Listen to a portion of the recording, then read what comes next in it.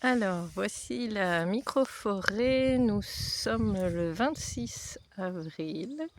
Donc, il y a aussi beaucoup d'herbes, de pissenlits qui ont poussé, un chat. Voilà, ça a bien pris. Je me mets assez bas pour que vous voyez un petit peu la hauteur. Bon, c'est pas évident quand même. Voilà, j'ai donc aussi des roses trémières qui sont apparues. Alors, j'en ai enlevé certaines parce qu'elles faisaient trop d'ombre au plan juste à côté, mais j'avoue que j'ai pas tout enlevé. C'est pareil pour les pissenlits. Je les arrache régulièrement, plutôt dans le principe d'agroforesterie syntropique. Donc qui dit les copines viennent de se faire brouter, donc il faut pousser.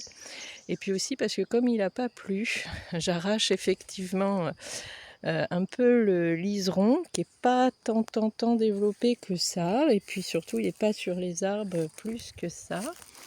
Alors je voulais essayer de vous le montrer, mais c'est pas facile. Enfin, voilà, vous l'apercevez. Tac. Ici, au pied un petit peu de celui-ci, mais de ce plan-là. Mais le plan n'est pas, le plan n'est pas envahi. Donc comme il n'a pas plu, j'essaye moi de garder un couvert végétal assez dense pour protéger de la sécheresse. Et puis comme je disais, j'arrache comme les herbivores, j'arrache des pissenlits, des feuilles de pissenlit, du liseron quand il est un peu trop présent, et puis le fameux gaillet gratteron, quelque chose comme ça. Et ces trucs qui collent là, qui poussent comme le liseron, aussi vite que le liseron, puis qui collent. Voilà, donc ça, j'en ai pas trop, mais voilà, j'en ai un petit peu. Au niveau des plants, il y en a pas beaucoup qui sont pas partis. J'ai quand même comme un signe de faiblesse ici de deux petits, je pense, cerisiers. Et il y en a quelques-uns qui sont pas partis. Les arbousiers aussi font une drôle de tête. Alors les arbousiers, voilà, les arbousiers, mais j'en ai un autre sur le terrain plus loin, petit aussi, c'est pareil. Alors le cerisier qui est derrière, lui il va bien, alors il voit plus l'ombre que l'arbousier. L'arbousier qui est encore derrière, il va mieux que le précédent, mais bon, voilà, les arbousiers ils souffrent un petit peu, j'ai l'impression. Et puis sinon, voilà, tout le monde a fait ses feuilles, quasiment. Il y a quelques-uns qui sont encore en bourgeon, mais pas beaucoup. Et puis alors, on a des petits chênes qui se sont invités, qui devaient... Alors je les enlève parce que c'est pas les mêmes que les chênes à glands doux qu'on a mis, qui sont là. Alors c'est pareil, je les trouve un peu fragiles. Dès le début, je les ai trouvés un peu fragiles, mais bon, nous verrons bien.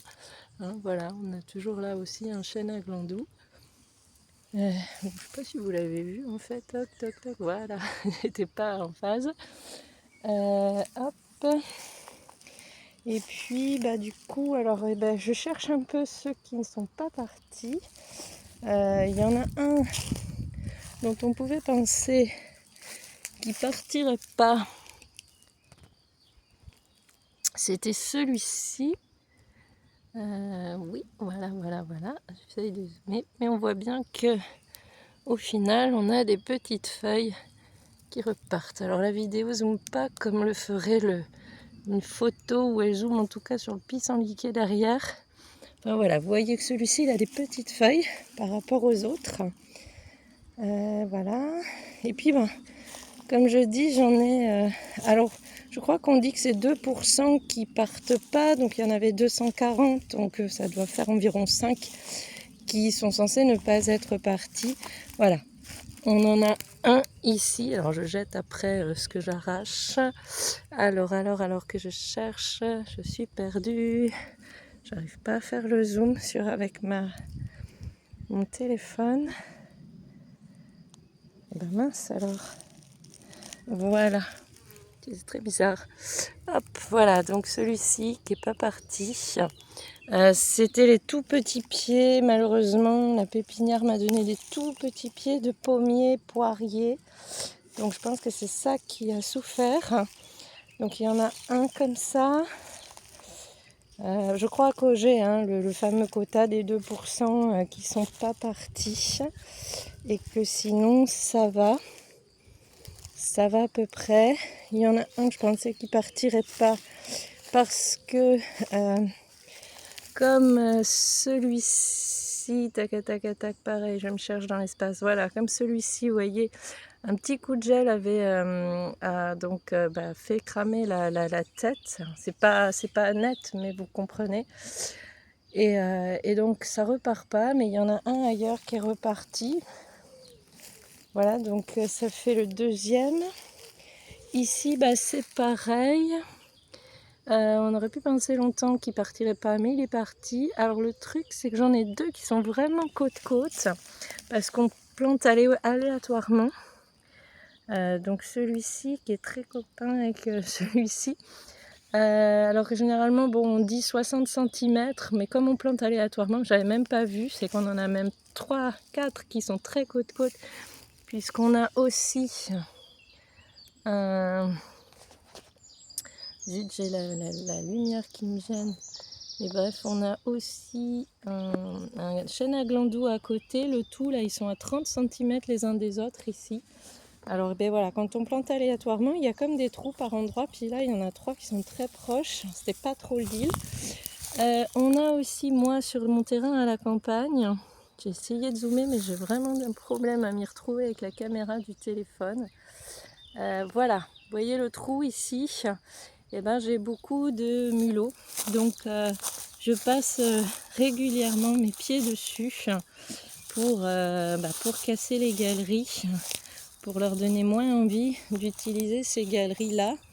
Mais l'inquiétant, c'est que c'est des galeries qui sont assez proches de la surface, et du coup qui peuvent faire que les racines vont finir ou peuvent être dans l'air et donc porter préjudice à la survie des plants.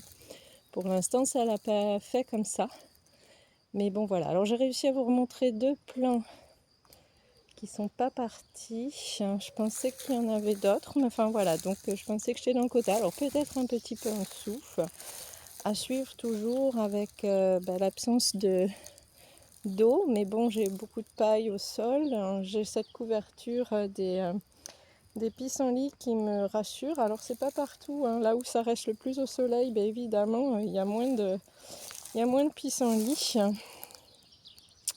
Voilà, en tout cas on voit que c'est bien parti. Je voulais vous montrer un de ceux dont la tête avait pris le gel, et puis je pensais que il repartirait pas, et puis il est reparti. Et puis comme je ne les repère pas, je laisse un petit peu tout ça vivre. En fait, je suis pas capable de vous le retrouver. Je sais dans quelle zone c'est, mais au-delà de ça, je vais pas vous le retrouver là comme ça. Non. Enfin voilà, vous avez vu que c'est bien parti. Alors question prise de hauteur, pouce, je ne sais pas vous dire si là ça a pris de la hauteur.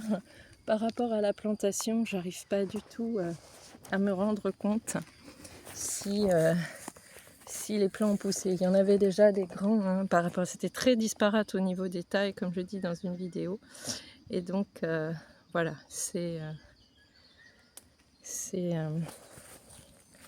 pas évident là tout de suite comme ça, à cette période en tout cas, de le voir. Voilà, il y a juste, comme on ajoute avec Yakaba, j'ai fait comme eux, l'association Yakaba, donc des petits fruits, et bien on peut voir que il y a, ça y est, hein, des petites grappes de groseilles qui sont formées.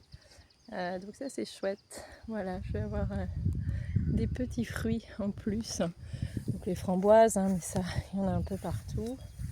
Là j'avais un coin d'ortie, donc j'ai un peu laissé. Je dégage juste le groseillier à macro qui est là. Mais je vais peut-être couper parce que comme j'ai des poules, je fais sécher l'ortie et puis je la mixte pour leur donner un apport de protéines végétales. Voilà. Un premier retour puisque j'attendais que le feuillage soit arrivé un peu partout. Et à la prochaine!